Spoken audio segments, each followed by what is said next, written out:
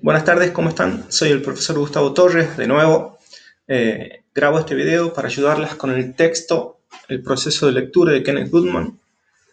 Los objetivos son, con estos videos y con el texto que les voy a compartir, es que veamos de qué se trata este tema, para qué sirve en la escuela, ¿no? Para qué nos sirve saber al momento de hacer las prácticas de qué se trata el proceso de lectura y ver qué dudas pueden llegar a tener ustedes respecto de este tema, ¿no?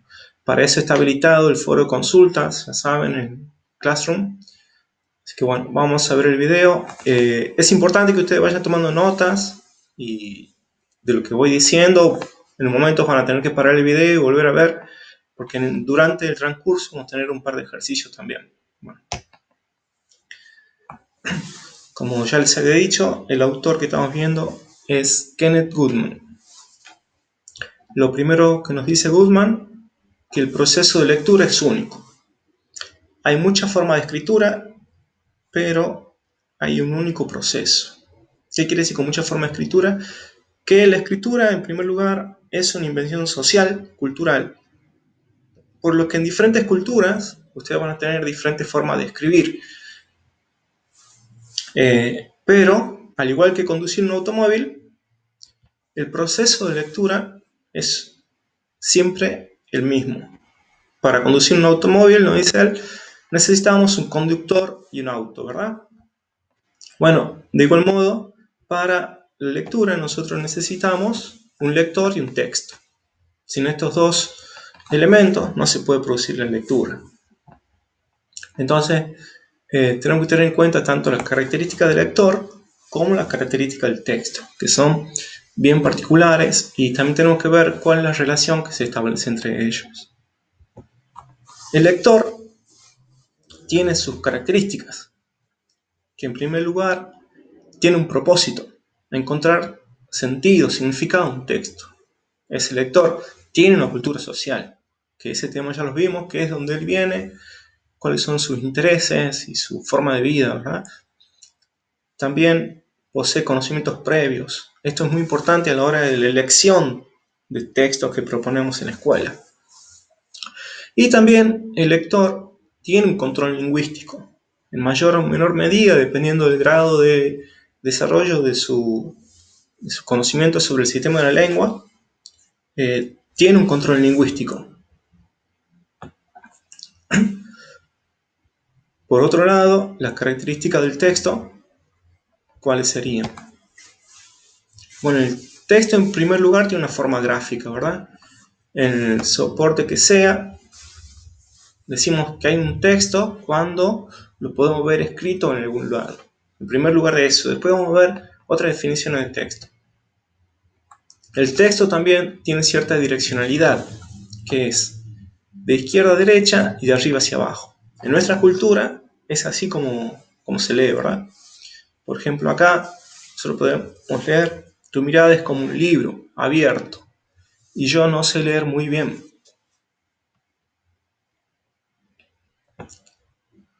Bien. El texto también tiene una estructura semántica, que depende del género y la intencionalidad. En el texto anterior, aunque está mal leído, tiene la intencionalidad de causar gracia, ¿verdad? Y sería el género, tendría que ver también con la poesía, pero también el género que está de moda, que es, o que estuvo de moda, mejor dicho, que es el Twitter. Cómo se escribe en Twitter. De acuerdo a eso, tiene cierta cantidad de caracteres. Bien. Entonces tenemos dos elementos que sí o sí se tienen que encontrar para producirse la lectura, que es el lector y el texto. Y tenemos una sola forma de leer, un solo proceso de lectura, no importa en qué cultura estemos. Es lo que nos dice Goodman. Bien.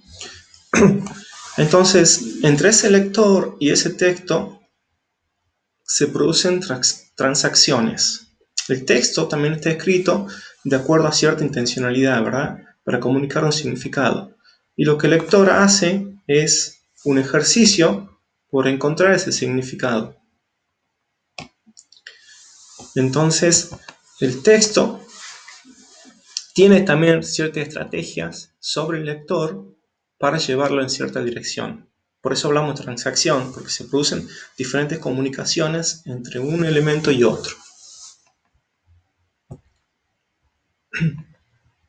Bien, a partir de esos elementos, Goodman nos dice que existen ciertas estrategias de lectura.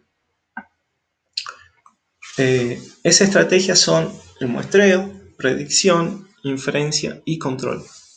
Vamos a ver de qué se trata cada una de ellas ahora. En el muestreo, ¿qué es lo que sucede?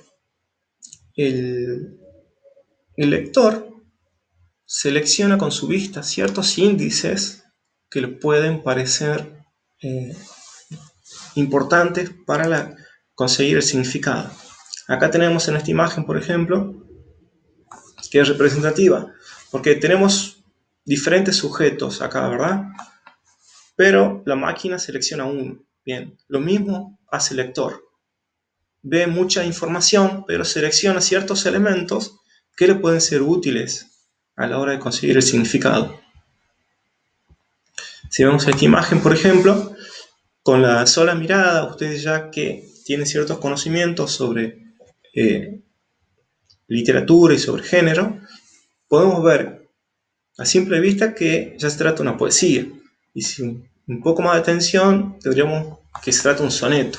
Con solo mirar la distribución de los versos, ya sabemos de qué género se puede tratar, ¿verdad? Bien, esos son los índices que tomamos, entonces son la ubicación en el espacio del texto y la distribución gráfica. La distribución gráfica quiere decir que está separado en estrofas y en versos, y está escrito en la mitad de la hoja.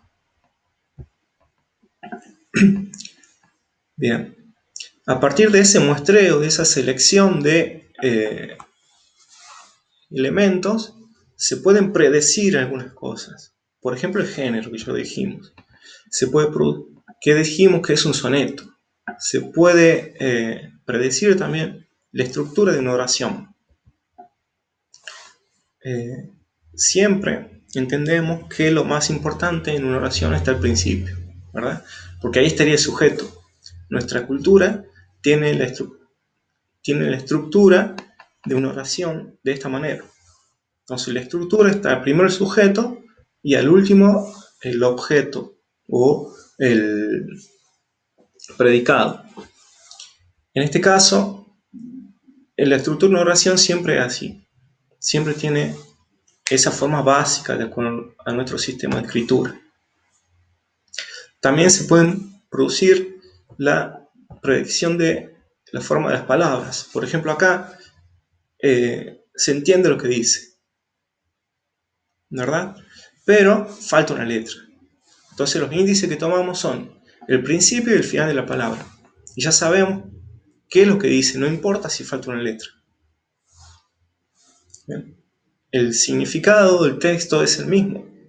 Si estuviera la A en el medio, no cambiaría nuestro sentido del texto.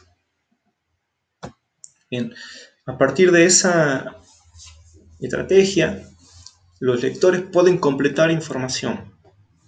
Entonces acá tenemos un texto que es bastante difícil, que en primera vista no podemos saber qué es lo que dice, no podemos saber cuál es el significado, pero luego, viendo con más atención y tomando algunos índices, podemos comenzar a entender cuál es el significado.